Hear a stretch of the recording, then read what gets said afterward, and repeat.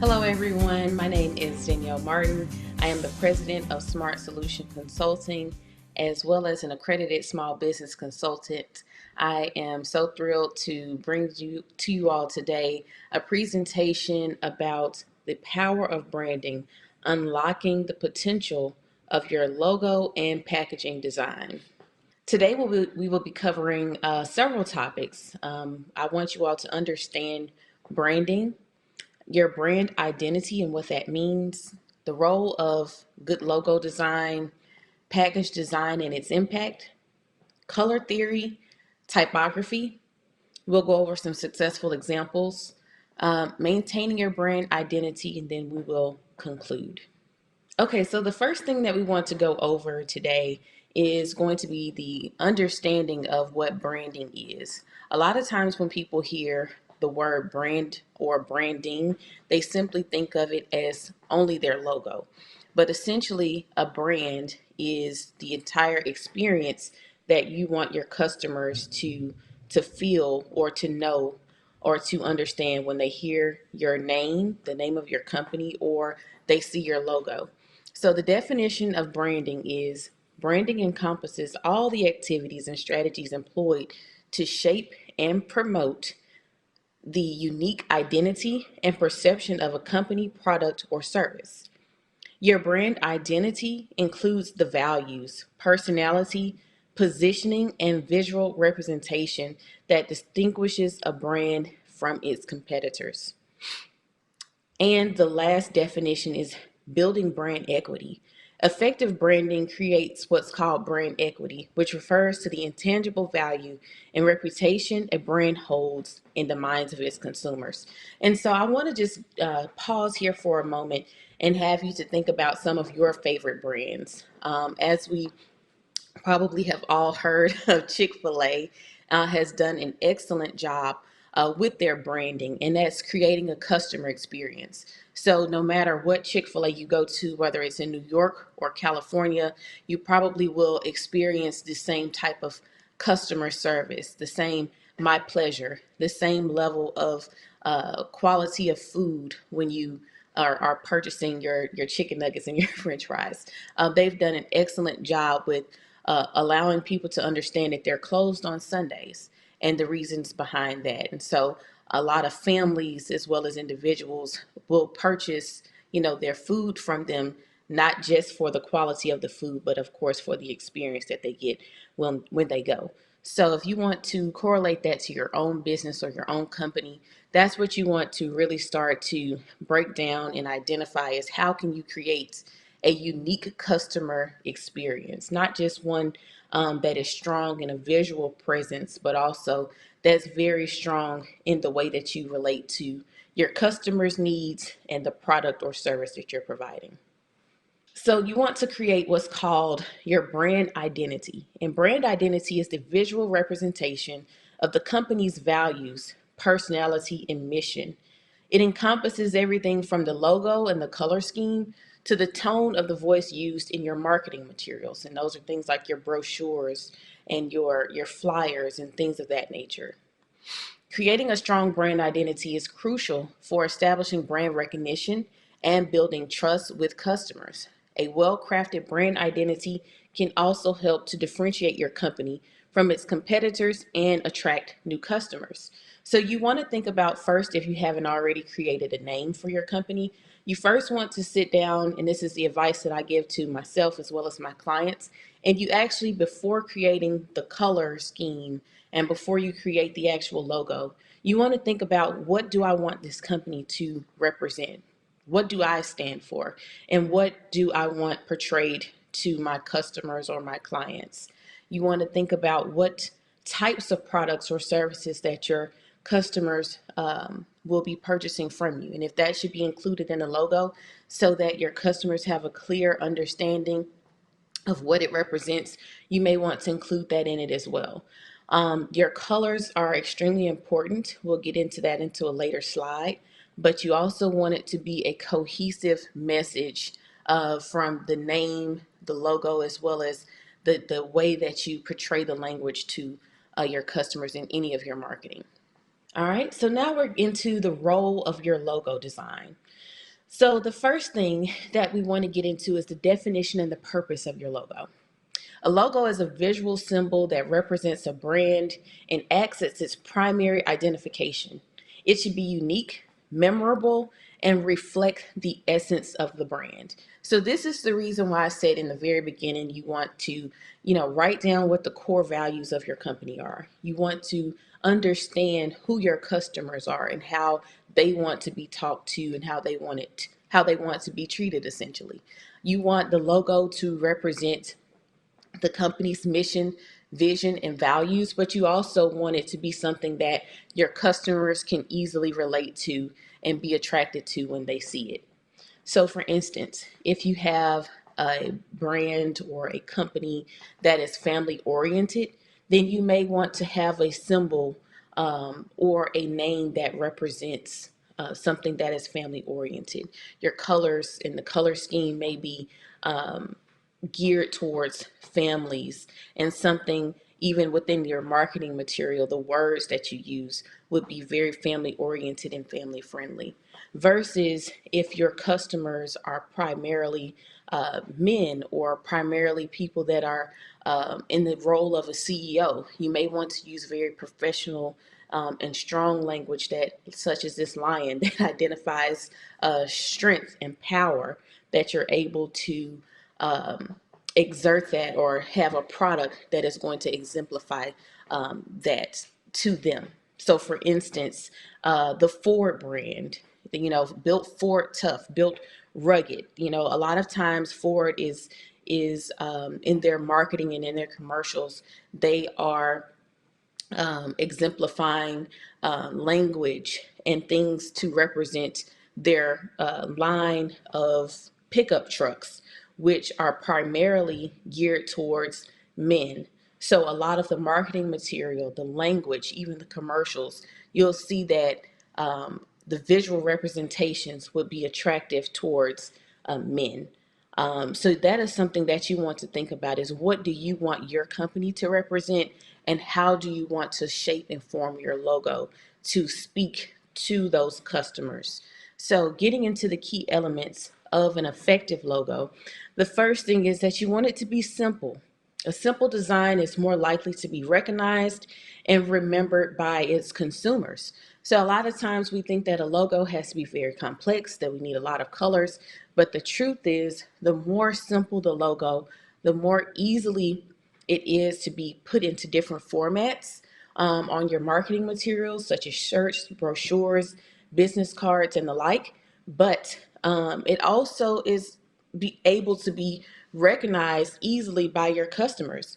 So we'll get into some very effective examples of logos, but if you think about some of your favorite brands, you'll see that they only use one or two colors, that the symbol is usually very simple in nature, and also that if there's wording inside of the name that is easily to be replicated or duplicated on, like I said, several pieces of your marketing material, but it's also easy to be read by your customers.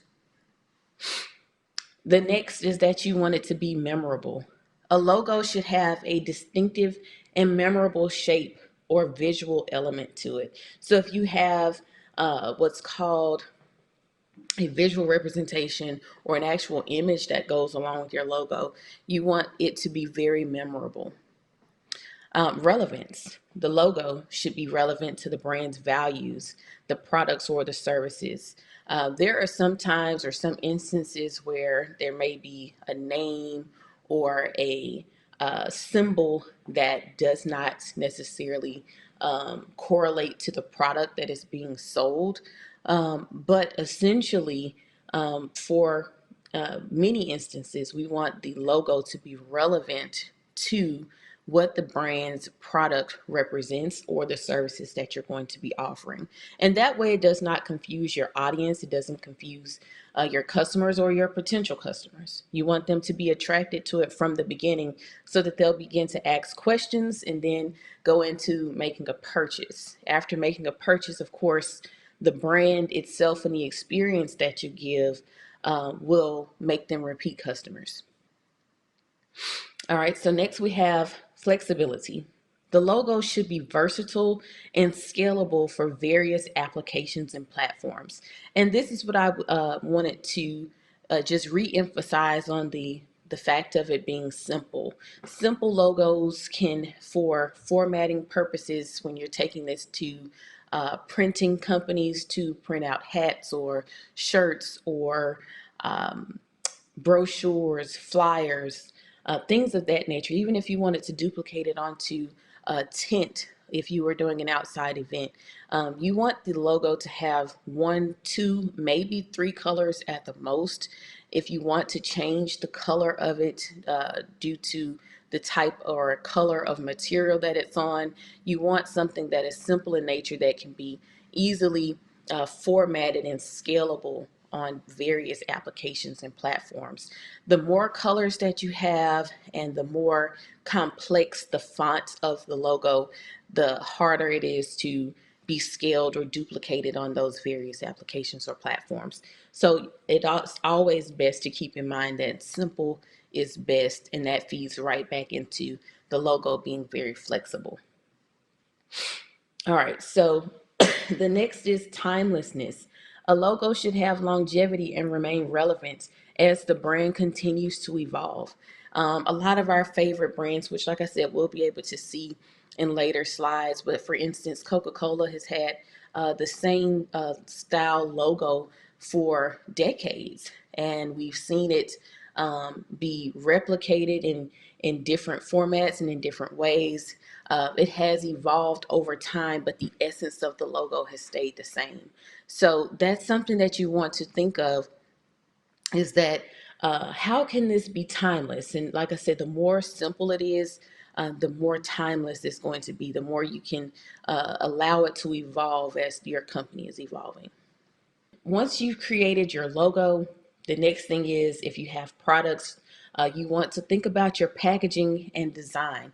And your packaging and design is extremely important, especially if you want to stand out from your customers or your consumers. So I'm going to ask this question, and I want you to take some time and think about, when you go into a store, or if you're at a farmer's market, or if you're anywhere and you're purchasing where there are several of the same type of product, what is it about that product that you purchase that stands out from any of the other products? If you have purchased something new, a new deodorant, a new type of bread, something that is a routine type of purchase for you, think about when you switched a brand or you tried a new brand. What was the first thing that you thought about that made you want to pick it up, try it, and then take it to the counter to actually purchase it? I can tell you for myself is that I will see the packaging, and if the packaging is attractive, if it stands out to amongst the competitors that are on the shelf, I immediately want to pick it up. Perhaps the colors are bold, or perhaps the colors are soft, depending on the product. And I say, let me see what this product is all about. It actually looks interesting. Maybe it's in a particular part of the store uh, where products that I'm more inclined to buy, maybe it's there. But I can tell you the first thing is normally going to be your packaging. If it looks professional, if it's clean, if your logos and your fonts and your imaging stands out from the crowd, more times than not, your consumers will be inclined to ask questions and then eventually make a purchase. So the introduction to packaging design is that packaging serves as a crucial touch point between the brand and the consumer. It communicates the brand's message, influences purchasing decisions, and enhances the overall brand experience. So again, a lot of times your packaging is what makes a huge difference in your consumer's mind about how they feel about your product. Because if your packaging has been well put, it is oftentimes assumed that the product will be just as good as your packaging. Also, you want to think about functionality and protection. Packaging should effectively protect the product while providing convenience and ease of use for the consumer. So you definitely want to ensure that your packaging is functional. If you have items that have an oil or any type of thing that may spill. You want to ensure that your packaging is functional for that. You want to check with your printing companies and your graphic designers to ensure that the right labels have been put on it so that whatever type of product is inside, it doesn't affect the packaging on the outside. Packaging design should align with the overall brand identity, including the logo, the color scheme, the typography, and the brand messaging. So there's a such thing as called brand cohesion. And this is when all the elements of your brand work succinctly together. As it relates to your packaging, you want to ensure that the logo, your color scheme, as well as the fonts, which we also call typography, are all cohesive so that it looks like a fully branded company or business. And when you do this, number one, you'll see and you'll feel good about your brand. You'll feel good about the type of product that you're putting out. But also, your consumers or your customers will appreciate the cohesiveness that you took time to ensure was correct. Next is the emotional appeal. Engaging packaging design can evoke positive emotions. It can establish a connection with the consumer and creates a memorable experience. So again, oftentimes you want to think about how can my packaging, how can my design, how can my colors in my logo, how can it evoke a certain emotion out of out of my potential customers or the customers that are currently purchasing from me.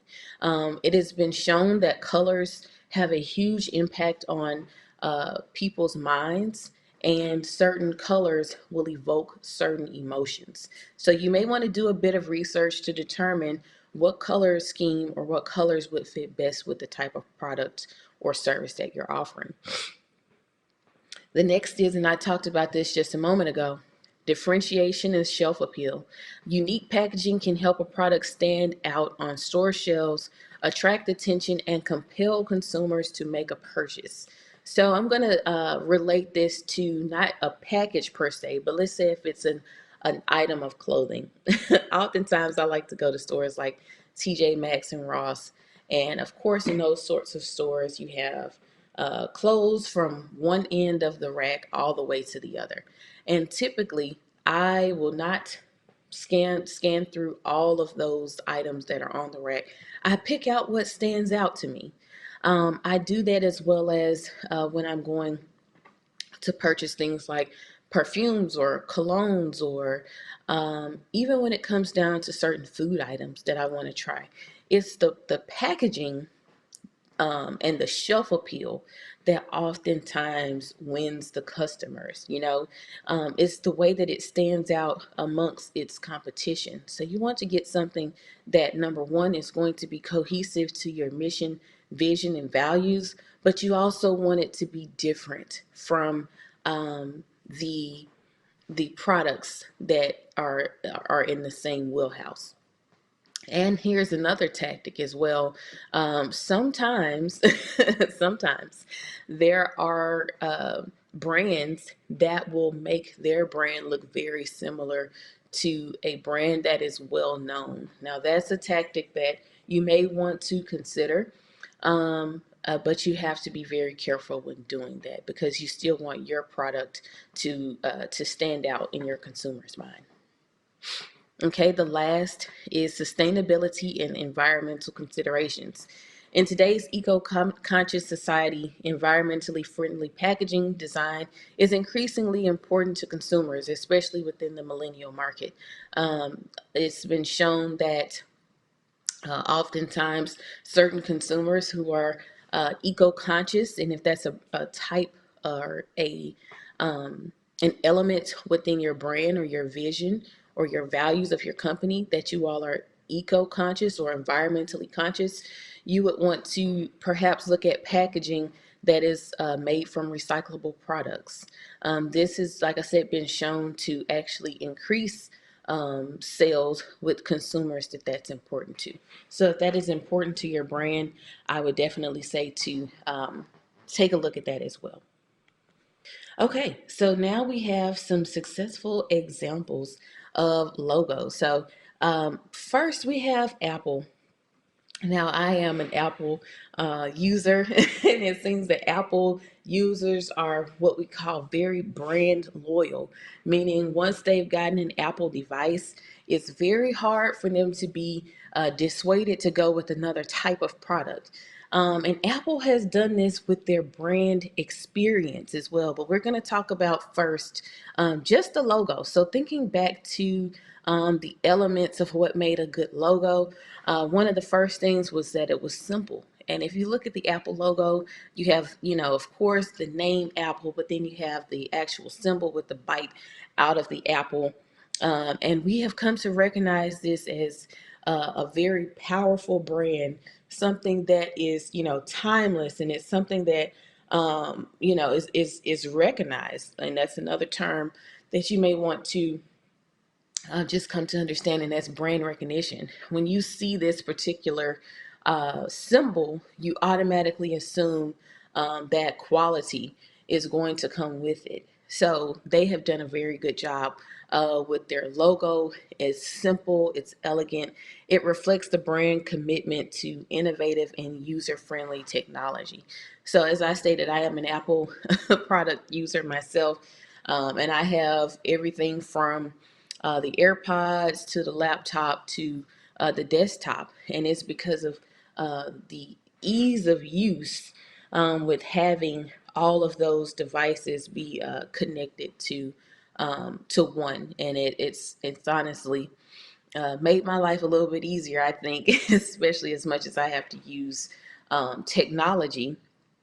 But that is, once again, looking at their logo, you can see the ease of use and the simplicity in it, and that's easily recognized. It's not a lot of frills involved in it. It's very simple in nature. So moving on to Coca-Cola, which I mentioned earlier. The Coca-Cola logo has remained virtually unchanged over a century, evoking feelings of nostalgia and brand consistency. Now, I want you to think about it if you ever drink a Coca-Cola before. When you see this logo, for me, I can almost taste the Coke, you know, and that's something that you want. That's an emotion that has now been associated with seeing this logo. Is that when you see the logo, your mind starts to take you back to either when you first had a Coca-Cola, or maybe you made a Coke float with your vanilla ice cream, or maybe there was a period of time where you drink Coca-Colas with your family members and things of that nature. So their brand name has just remained consistent throughout a long period of time. And this is where we talk about the whole timelessness aspect that you want to be able to have with your own logo. All right, the third is the Nike swoosh logo. It's instantly recognizable and represents the brand's association with athleticism, movement, and power. And I'll even take this a step further and say, their motto is just do it. So the Nike swoosh, even just the simplicity of the name, it reminds you of the entire brand in and of itself. They're are individuals just who are just as loyal to Coke and Apple as they are to Nike products.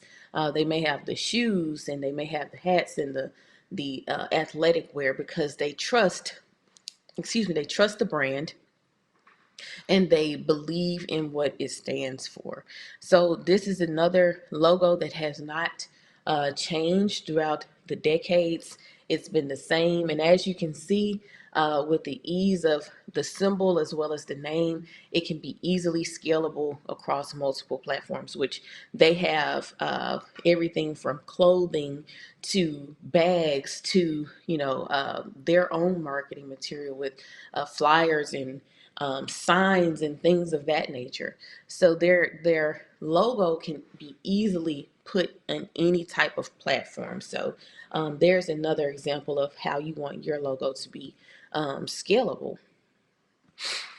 Okay, next is the Amazon logo.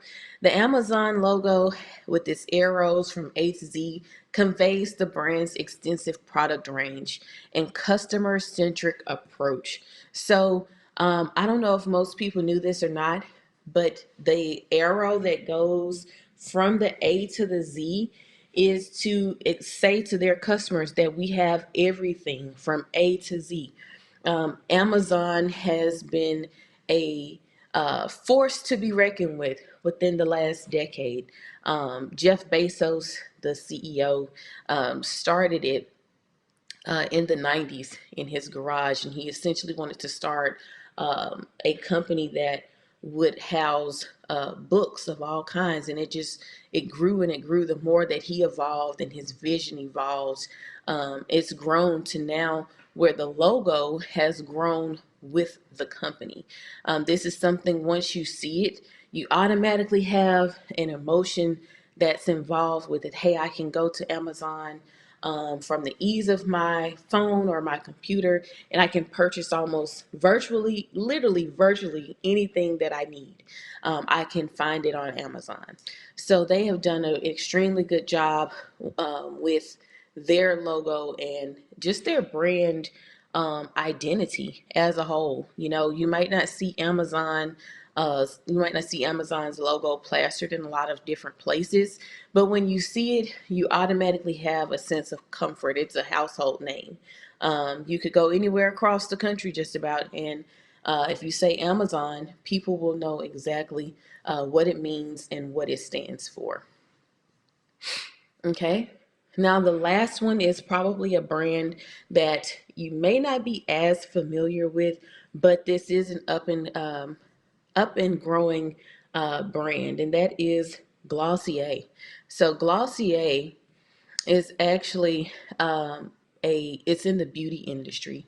It has a very minimalistic packaging design, and it conveys a sense of beauty, authenticity, and appeal to younger social media savvy audience. So Glossier has actually been a fan favorite of brand influencers online. The social media community is very, very familiar with Glossier, but once again, you can see that the G within the symbol or the image of it is very simplistic. It's unique in nature. And then even the name that they've also used inside of the logo is very simplistic as well. All right, so we did talk about color theory and the type of way that it has an effect on your identity as a brand, but also within your consumer's mind. So color plays a crucial role in brand identity. It can evoke emotions and communicate important information about the brand's value and personality. Different colors are associated with different emotions and can have a significant impact on how your customers perceive your brand. When choosing a color palette for a brand, designers will often consider factors as the industry, the target audience, and the competition. And again, this is why your research and your intention in the beginning of creating your company and its brand identity is so important. If communication is important to you, you may want to choose a color like blue, um, which represents communication and the ease of that. Red is often associated with power, but also red has been associated with wanting individuals to eat, which is the reason why you've seen it in places like Chick-fil-A and McDonald's. So you want to think about what colors and what the meaning behind those colors are and what emotion it can evoke. So simple research can actually help you go a long way. If you are not well versed in graphic design, I would definitely suggest getting with a professional who understands the power of a good logo, and get with them and really talk about what your vision is and talk about who your consumers are, who your audience is that you want this to reach, and then create a logo that you will love and that will speak volumes to your customers before they ever purchase a product from you. So lastly, a well-chosen color palette can establish a strong brand identity and create a memorable visual experience. Next slide. Okay, so as we saw in those successful examples, oftentimes a logo will have the typography, as well as an image. And so typography is the font or the lettering that's inside of your logo or your brand identity. Typography refers to the style and arrangements of letters and text in design. It plays an essential role in brand identity, helping to establish a consistent tone of voice and visual style across all marketing materials. When choosing typography for a brand, designers will often consider factors such as legibility, readability, and personality. A well designed typographic system can help create a cohesive and professional brand identity. So remember, we talked about brand cohesion and things being professional and having a cohesive brand identity. What this means is once you've chosen the type of font or the type of typography that you want in your uh, within your brand's identity, you want to keep it cohesive across all the different types of platforms that you'll be using. These are things such as your website, your if you have hats or shirts. You also want to have it cohesive within your packaging and the design there, as well as any brochures, flyers, anywhere that your brand is being visually represented, you want to ensure that the typography is the same. So this begins to create an experience within your customers' minds, whether it's subconscious or it's conscious. It will be known that it has a professional stance if things feel the same and they look the same and the experience is the same every time they purchase with you, whether that's a product or a service. Next slide. Okay, so we also want to talk about maintaining your brand identity. Now, once you have established what the brand identity is, it is essential to maintain consistency across all marketing materials and touch points. So this goes right back into the brand cohesion. This includes using the same logo, color palette, typography, and tone of voice in all your communications. So again, if you are speaking to your audience, you want to know who your audience is. And this goes back into, as I was saying, in the very beginning and throughout, that you want to understand who your consumers are. You want to create a profile of what your customers' likes and dislikes are, and what would make them want to shop with you. Where are these particular customers or consumers? Where are they located? You want to think about all of these things because it helps you to form the type of language and the tone of language and communication that you want to speak to them in.